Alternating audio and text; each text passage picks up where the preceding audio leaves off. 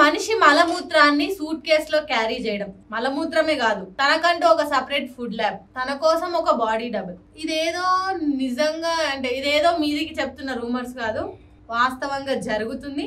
మళ్ళీ ఇది ఎవరో తెలియని పర్సన్ గురించి కూడా కాదు, మనందరికి తెలిసిన పర్సన్ అండ్ మన ఇండియాకి అత్యంత సన్నిహితుడు రష్యా ప్రెసిడెంట్ పుతిన్ గురించి మేము ఇదంతా చెప్తున్నాం. మీకు ఈ విషయంలో నవ్వొచ్చినా కానీ అది వాస్తవమే. కావాలంటే మీరు ఒక వీడియో చూడండి, దాని తర్వాత నేను ఎక్స్ప్లెయిన్ చేస్తాను.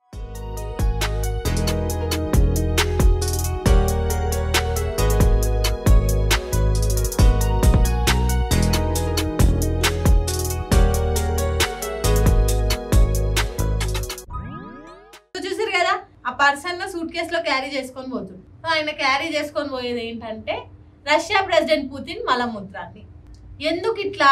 అసలు ఒక మనిషి మలమూత్రాన్ని క్యారీ చేసుకొని పోవాల్సిన అవసరం ఏంది? దాంతో ఎవరికి ఏం యూజ్ ఉంది అన్న డౌట్ మీకు కాదు, నాకు కూడా వచ్చింది.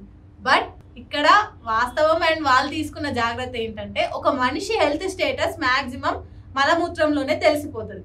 కాబట్టి ఇప్పుడు ఒకవేళ అయినా వేరే కంట్రీస్కి వెళ్తే దాన్ని ఆ కంట్రీస్ వాళ్ళు ఫారెన్సిక్ ల్యాబ్లో కానీ ఎవరితోనైనా చేసి ఆయన హెల్త్ స్టేటస్ కనుక్కొని హెల్త్ పరంగా దెబ్బతీస్తారు అన్న భయంతో వాళ్ళు చేస్తుంది అది. ఇంకోటి ఫుడ్ ల్యాబ్. ఈయన ఎక్కడికి వచ్చినా ఏడికి పోయినా ఈయన వెనుక మనకు మీదికి మాత్రం పుతిన్ ఇంకా వెనకాల 4-5 బాడీ గార్డులు వీళ్ళే వచ్చిన అనుకుంటాం, కానీ వెనకాల ఒక పెద్ద సామ్రాజ్యాన్ని తీసుకొస్తాడు ఆయన. సో ఆయన ఏం తిన్నా ప్రతి ఒక్కటి ఫస్ట్ ల్యాబ్ లో టెస్ట్ అయిన తర్వాతనే ఆయన వరకు చేరుకు. ఇంకోటి బాడీ డబుల్. బాడీ డబుల్ అనేది 100% వాస్తవం అని చెప్పలేము, కానీ మాక్సిమం ఒక 70 to 80% వినిపిస్తున్నది ఏంటంటే అది నిజంగానే.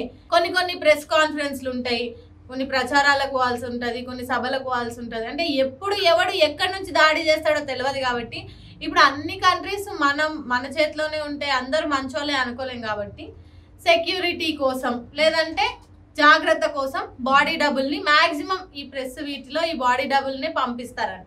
ఇంత ఎందుకు? మొత్తం అయినా పంచభూతాలనే తన ఆధీనంలో ఉంచుకుంది. ఎక్కడ తన తినే తిండి, తను ఎక్కడికి వెళ్ళినా ఏం అవ్వకుండా తన కోసం ఇంకో బాడీ డబుల్, ఆఖరికి తన మలమూత్రాన్ని కూడా. అంటే పంచభూతాలని మొత్తం తన చేతిలో పెట్టుకొని ఆడిస్తుండు రష్యా ప్రెసిడెంట్ పుతిన్. అసలు ప్రాణాల మీద ఇంత ఆశ ఎందుకు?